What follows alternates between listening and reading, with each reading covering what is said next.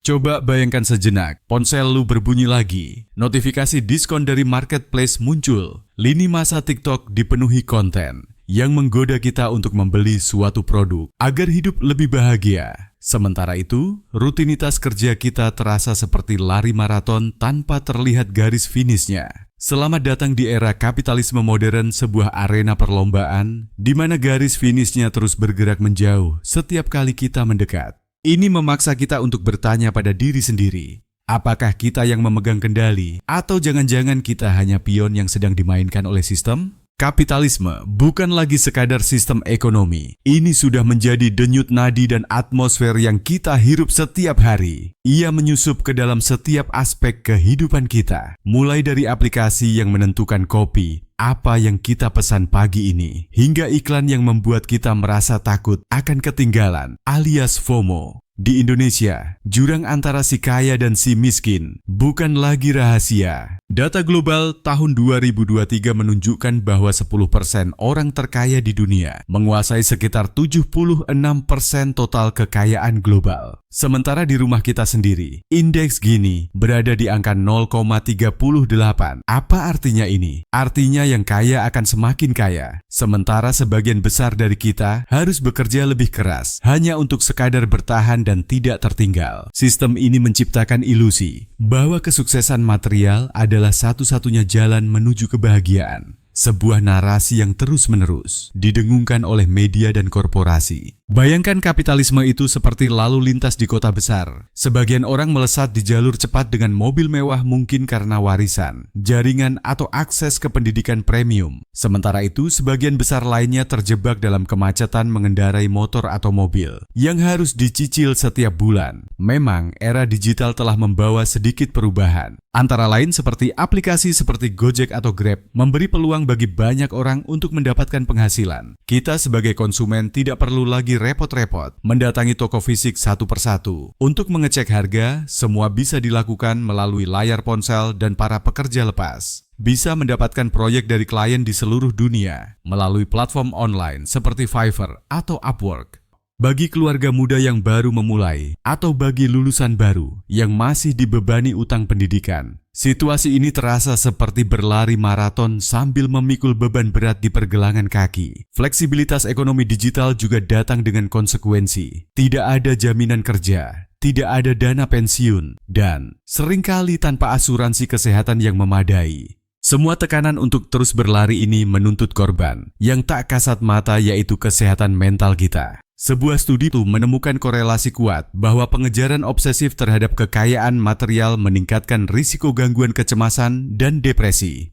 Ketika definisi sukses disempitkan menjadi memiliki iPhone terbaru, tinggal di apartemen mewah, atau liburan ke luar negeri, kita berisiko kehilangan jati diri kita yang sesungguhnya. Sekarang mari kita bicara tentang budaya hustle atau glorifikasi kerja keras tanpa henti. Indonesia tercatat memiliki tingkat burnout tertinggi di Asia Tenggara. Sekitar 74% pekerja merasa lelah secara fisik dan emosional. Sebagian besar dipicu oleh jam kerja yang melampaui 48 jam per minggu menurut data WHO tahun 2022. Bagian yang paling ironis, semua kerja keras hingga mengorbankan waktu istirahat dan kesehatan itu ternyata hanya berkontribusi sekitar 2,1% pada pertumbuhan produktivitas nasional per tahun. Kita membakar diri kita sendiri hanya untuk mendapatkan remah-remah. Lu tidak harus pasrah menjadi korban dalam permainan ini. Ada cara untuk naik level tanpa harus kehilangan diri sendiri. Berikut adalah strategi yang bisa lu terapkan.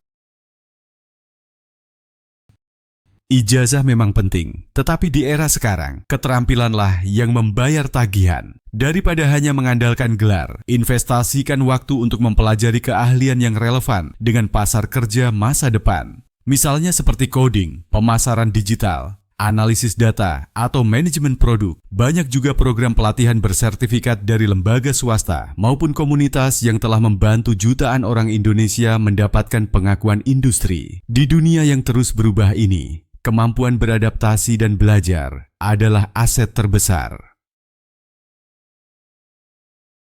Cara terbaik untuk mengalahkan inflasi adalah dengan membuat uang kita tumbuh. Terapkan aturan sederhana, bayar diri sendiri terlebih dahulu. Setiap kali kita menerima gaji, segera sisihkan minimal 10-20% untuk ditabung atau diinvestasikan sebelum kita mulai membayar tagihan lain. Jangan menunggu sisa. Kita bisa berinvestasi di deposito, reksadana, atau emas.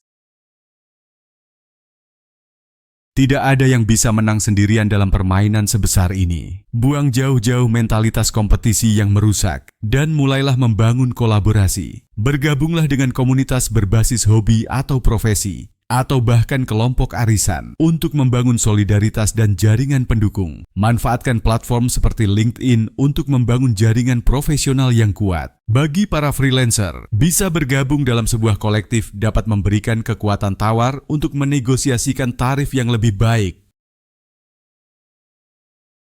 Seringkali kita merasa masalah ekonomi adalah masalah pribadi, padahal banyak di antaranya berakar dari kebijakan publik. Mulailah belajar memahami bagaimana sistem politik bekerja, siapa yang membuat keputusan, dan apa dampaknya bagi kehidupan kita. Ikuti diskusi publik, baca berita dari berbagai sudut pandang, dan pelajari dasar-dasar ilmu sosial. Dengan pemahaman yang lebih baik, kita tidak akan mudah termakan propaganda atau janji-janji kosong. Kita akan bisa melihat akar masalah, bukan hanya gejalanya. Kemenangan pribadi tidak akan berarti banyak jika sistem di sekitar kita tetap timpang. Langkah selanjutnya setelah belajar adalah bertindak. Peduli terhadap isu-isu sosial seperti ketidakadilan upah, perampasan lahan, atau kerusakan lingkungan. Gunakan suara kita, baik secara online maupun offline, untuk menuntut kebijakan yang lebih adil dari para pembuat keputusan. Perubahan sistemik dimulai dari kesadaran dan tuntutan kolektif warganya. Kapitalisme modern ibarat arus sungai yang sangat deras. Kita tidak bisa menghentikannya, tetapi bisa belajar cara berenang yang lebih cerdas agar tidak terseret dan tenggelam oleh arus. Bangun keterampilan lu, kelola keuangan secara strategis, dan bangun kekuatan bersama orang lain. Tujuannya bukan hanya untuk bertahan hidup dalam permainan ini, tetapi untuk menulis ulang aturannya. Dengan mengangkat diri sendiri sambil membantu orang lain, kita tidak hanya sedang mengalahkan sistem, kita sedang membangun masa depan yang lebih adil, lebih berani, dan benar-benar berfungsi untuk kita semua. Cukup sekian dari gue, like jika suka, dan berikan komentar lu. Terima kasih.